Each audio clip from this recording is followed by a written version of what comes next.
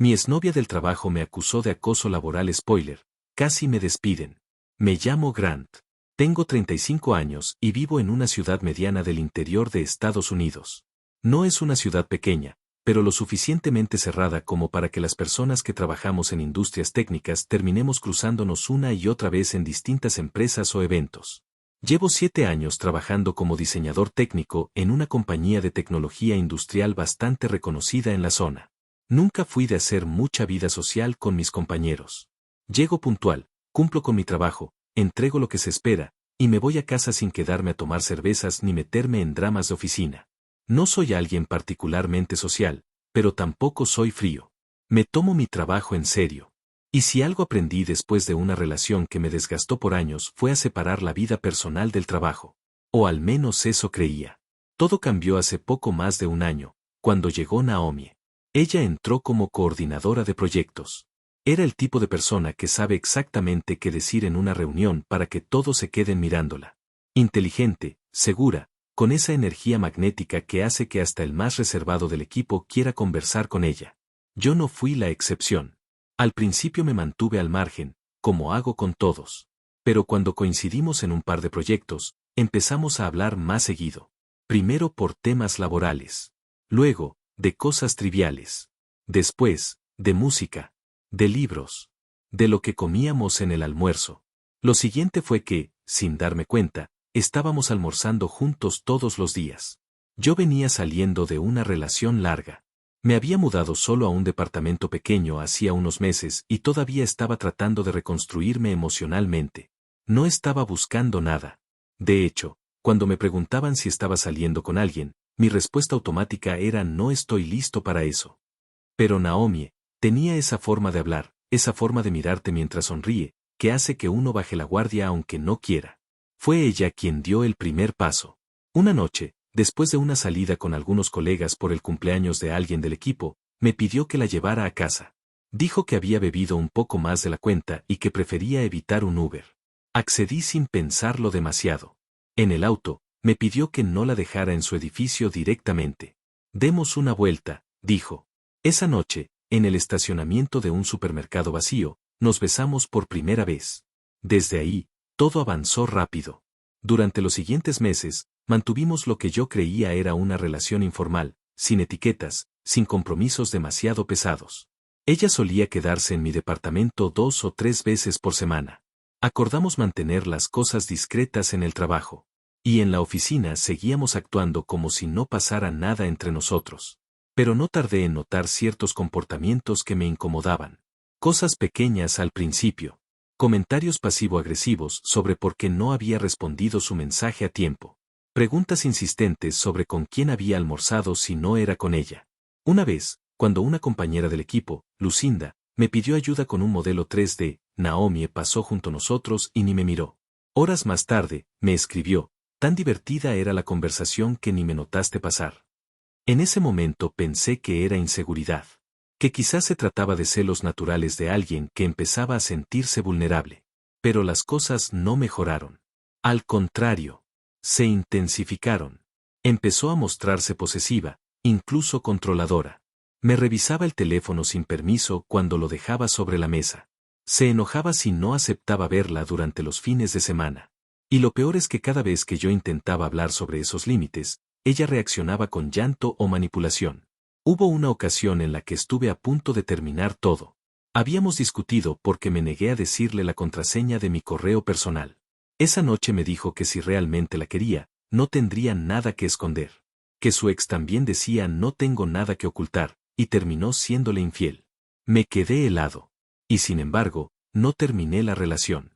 ¿Por qué? Porque soy terco. Porque no me gusta rendirme cuando ya invertí tiempo y energía en algo. Porque parte de mí creía que podía arreglarlo. Que si ponía límites claros, si hablábamos con madurez, si le demostraba que no tenía intenciones ocultas, las cosas podrían volver a ese estado inicial, donde todo fluía. Pero eso nunca ocurrió. La gota que colmó el vaso fue una noche en la que discutimos por un mensaje que me envió una compañera del trabajo a las 9 de la noche. Era un simple recordatorio sobre una reunión que habíamos reprogramado, pero Naomi lo tomó como prueba de que algo pasaba entre nosotros. Gritó. Lloró. Me dijo que yo la estaba haciendo perder el tiempo, que me comportaba como su ex. Y ahí fue cuando lo dije. Naomi, no quiero seguir con esto. No me siento bien en esta relación. Prefiero que dejemos todo en buenos términos y sigamos como colegas. Estábamos en mi auto, frente a su edificio. Ella me miró largo rato. No gritó esta vez. No lloró. Solo dijo con voz fría. Te vas a arrepentir. No sabes con quién te has metido. Lo tomé como una amenaza emocional. Como una manera de herirme el ego. La dejé en su edificio, regresé a casa, y me preparé mentalmente para una semana incómoda en la oficina. Lo que no imaginé fue lo que vendría después. 2 semanas más tarde, recibí un correo de recursos humanos solicitando una reunión urgente conmigo a primera hora de lunes. No dieron detalles. Solo dijeron que era confidencial y que debía acudir sin falta.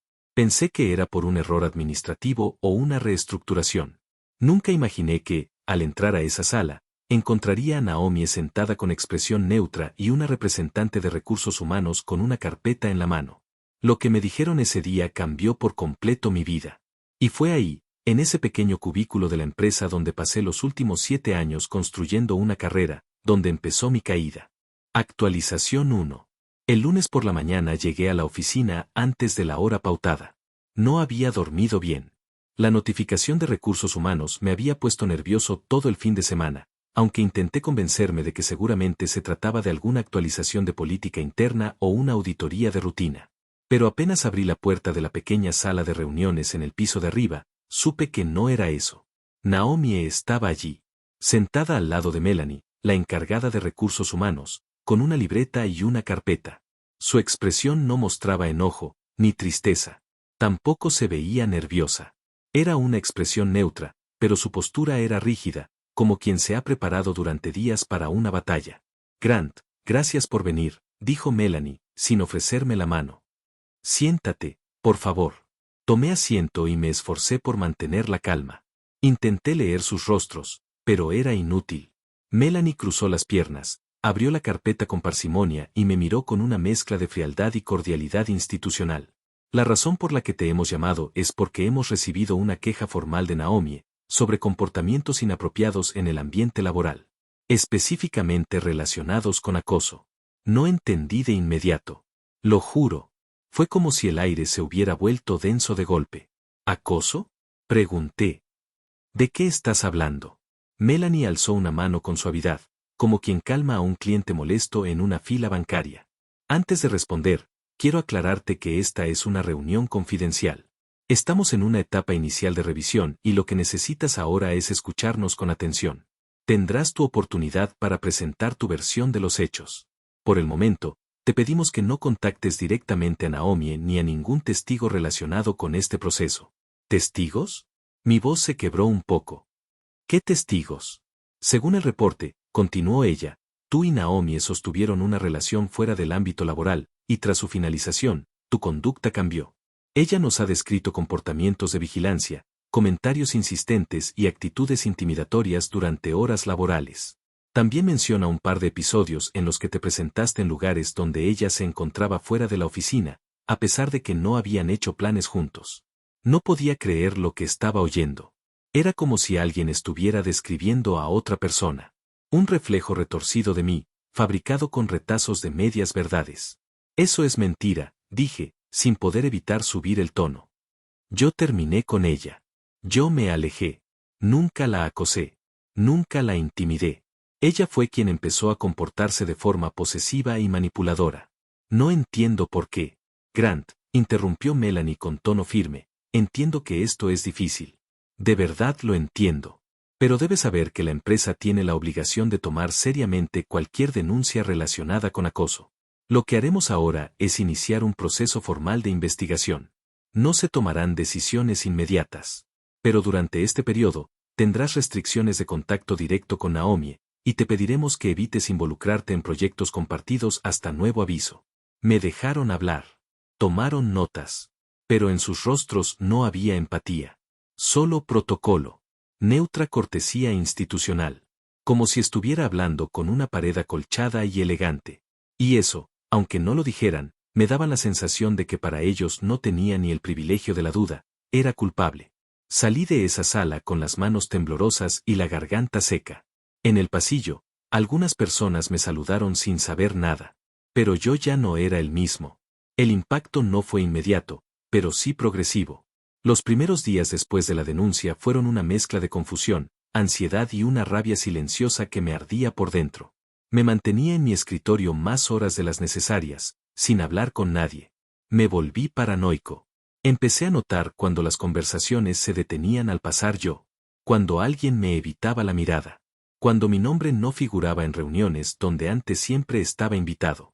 Fui apartado de un proyecto en el que había trabajado por más de 4 meses sin explicación clara. Decisión estratégica del área, dijeron. Un movimiento lateral.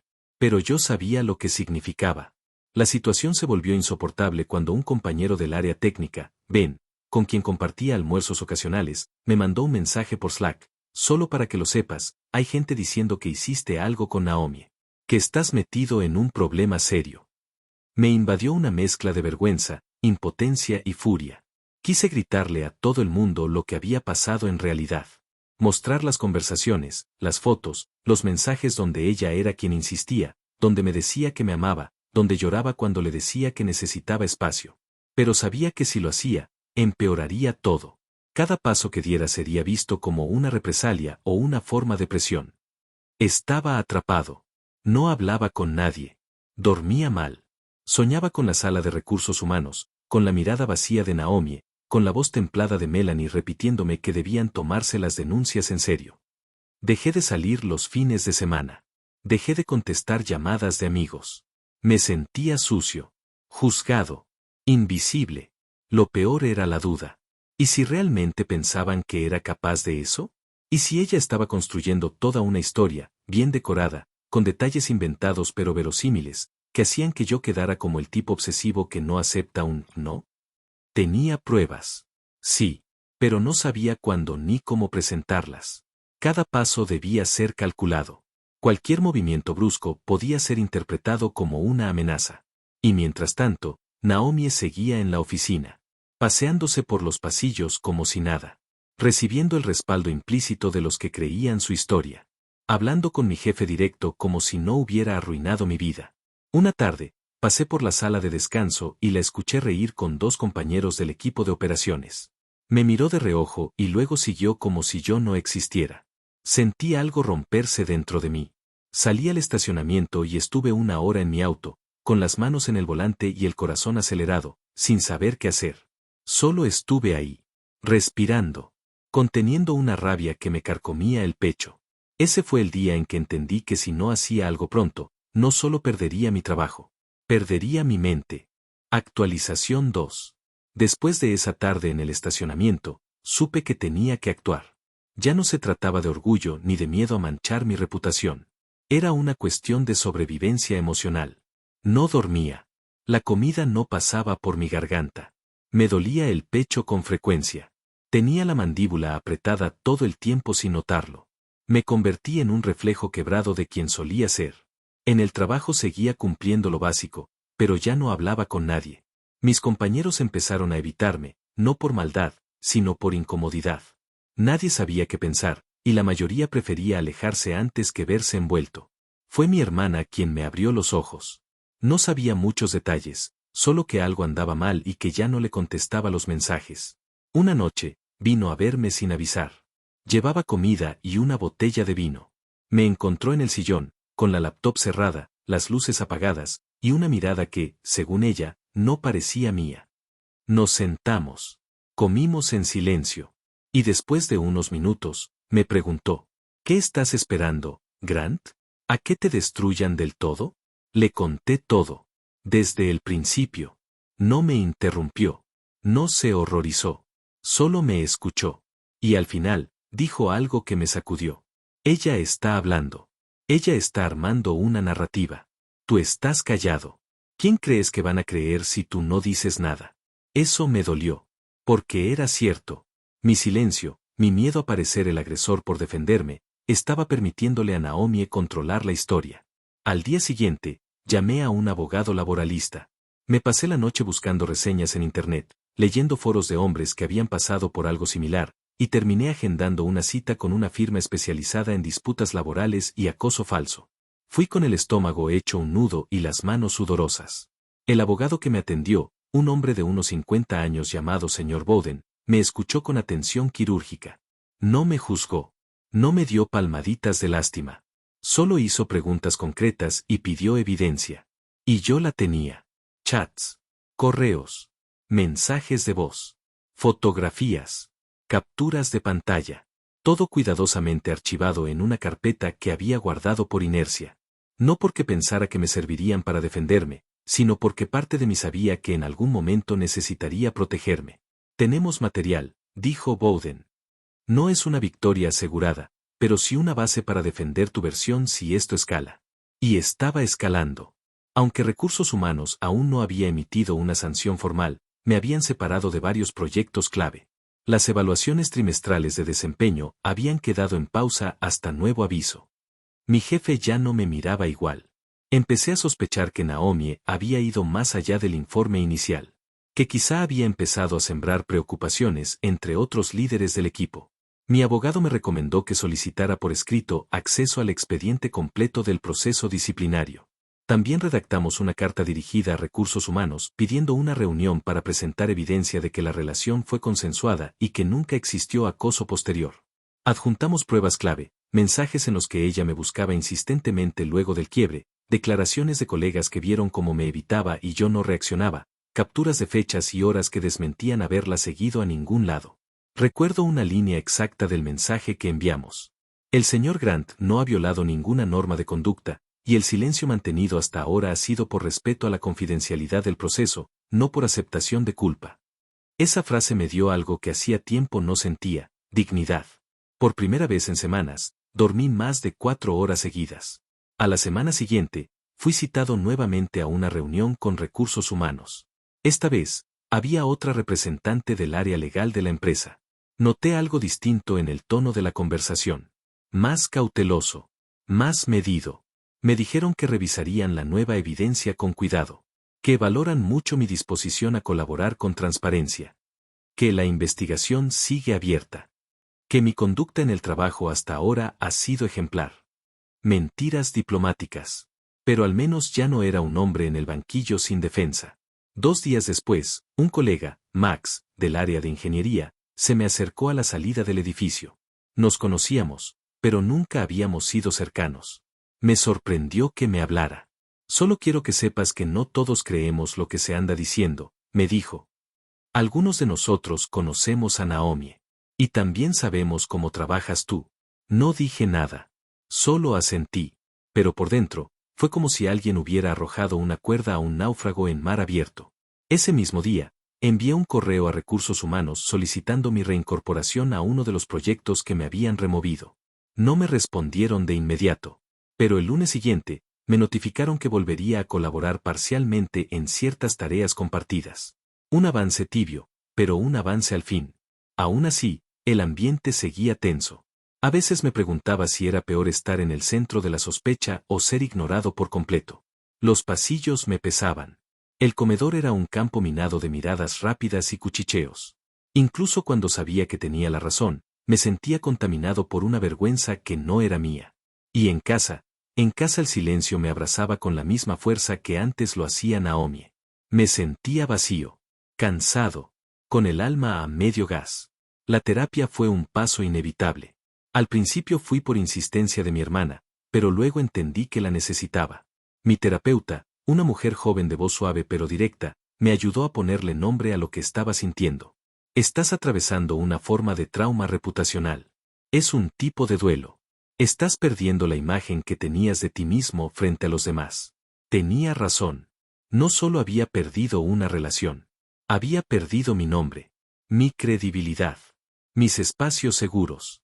Y todo por una acusación disfrazada de justicia. Ese fue el momento en que tomé una decisión. Si la empresa decidía que mi versión no valía más que la suya, entonces yo también iba a buscar justicia por mi cuenta. Con mi abogado. Con mi terapeuta. Con los hechos. Con mi historia. No estaba dispuesto a dejar que me definieran por algo que no hice. Actualización 3. Pasaron casi 3 meses desde la reunión en la que entregamos toda la evidencia. Fueron 92 días exactos de espera, ansiedad y control emocional extremo. Días donde no sabía si al abrir mi correo iba a encontrar una notificación de despido o un simple gracias por tu colaboración. Seguimos evaluando. Durante ese tiempo, seguí trabajando, con la cabeza gacha y los oídos atentos. Algunos colegas empezaron a volver a hablarme, aunque con cautela. Otros no se acercaron más. Mi reputación estaba suspendida en un limbo en el que ni era culpable confirmado ni inocente reivindicado. Era el tipo que estaba en investigación. El que había estado involucrado en un lío con una compañera. Pero seguí firme. No por orgullo, sino porque algo en mí se negó a aceptar que mi historia terminara con una mentira como epílogo. Fui a terapia cada semana. Empecé a escribir. A correr. A leer más. Busqué maneras de no pensar todo el día en lo que ella había dicho, en lo que la gente creía, en lo que yo mismo temía que fuera cierto si me quedaba callado. Y entonces, llegó el tan esperado correo. Una reunión final con recursos humanos y el equipo legal. Estaban los mismos de la vez anterior, pero el tono era diferente. Más serio. Más formal. Más contenido. Me agradecieron por mi colaboración durante la investigación interna y me comunicaron que, tras el análisis de la evidencia aportada y las entrevistas realizadas, no se encontraron elementos suficientes para sostener la denuncia como una violación de conducta según el reglamento de la compañía. Esa fue su forma elegante de decir que no me iban a sancionar, ni despedir, ni tachar oficialmente como culpable. Pero tampoco hubo disculpas. No hubo reconocimiento del daño. No hubo retractación pública. Solo una resolución administrativa que cerraba el caso de forma interna y dejaba que cada quien sacara sus conclusiones. ¿Me sentí aliviado? Indudablemente, sí. ¿Me sentí reivindicado? Absolutamente, no. Porque aunque en el papel todo quedaba resuelto, las consecuencias ya estaban hechas. Mi nombre seguía manchado en la memoria de muchos. El ambiente seguía cargado. Y yo ya no era la misma persona. Fue entonces cuando hablé con mi abogado sobre dar un paso más, presentar una demanda civil por difamación y daño emocional. Sabíamos que no sería fácil. No buscábamos una indemnización millonaria, ni una cruzada pública. Pero necesitaba dejar constancia legal de que lo que ella hizo no era solo una mala interpretación de los hechos. Era una mentira con consecuencias reales. Y no podía dejar que eso quedara impune. Mi abogado redactó la demanda con base en los siguientes puntos. Evidencia de una relación sentimental consensuada. Documentación que demostraba que fue ella quien mantuvo contacto tras la ruptura. Mensajes y correos que contradecían sus afirmaciones de acoso. Informe psicológico que diagnosticaba síntomas compatibles con trastorno de estrés situacional. Declaraciones de testigos que confirmaban mi actitud distante y respetuosa en la oficina. Fue un proceso largo. La empresa no quiso involucrarse más allá de lo administrativo, pero al menos no bloquearon nuestra demanda. Naomi recibió la notificación meses después. Su abogado intentó negociar un acuerdo. Querían que firmara una cláusula de confidencialidad a cambio de una compensación económica. Me negué. No se trataba de dinero. Se trataba de verdad. De poder mirar al espejo sin sentir que me rendí. Finalmente, accedieron a firmar una conciliación privada, con una retractación por escrito en la que admitía que hubo percepciones emocionales subjetivas que no correspondían con la realidad de los hechos. Esa fue la frase exacta. Ambigua, vaga, pero suficiente como para que yo pudiera cerrar el capítulo sin sentir que había perdido por completo. Nunca volví a cruzarme con Naomi. Renunció semanas después de que el acuerdo fue firmado. Algunos dicen que se mudó a otra ciudad. Otros que pidió licencia médica. No lo sé. Y tampoco quiero saberlo. Lo que sé es que me quedé en la empresa unos meses más, mientras planificaba mi salida con calma. No porque me obligaran. Nadie me presionó. Pero ya no era mi lugar. Había demasiados fantasmas en esos pasillos. Hoy trabajo en otro estado, en una consultora más pequeña, donde casi nadie conoce mi pasado. Me volví más selectivo con la gente, más privado. Pero también más firme. Aprendí a detectar las señales que antes ignoraba. Aprendí a defenderme antes de que sea demasiado tarde. Aprendí que el silencio, cuando se impone por miedo, no es prudencia. Es autodestrucción. ¿Volveré a confiar plenamente en alguien? No lo sé. ¿Estoy mejor que antes? Sí. ¿Cambié? Por completo. Pero hay algo que no perdí, y es mi voz. Hoy la uso para decirle a otros hombres que también pueden ser víctimas. Que no todo lo que se denuncia es cierto. Que no por ser varón uno pierde el derecho a decir esto no es justo. Y que callarse por miedo a parecer culpable, es la peor forma de rendirse. Gracias a todos los que me leyeron. No sé qué me depara el futuro, pero esta vez, al menos, tengo el control de mi historia. Y no pienso volver a entregarlo. Si quieres seguir escuchando historias como esta, dale like, comenta y suscríbete.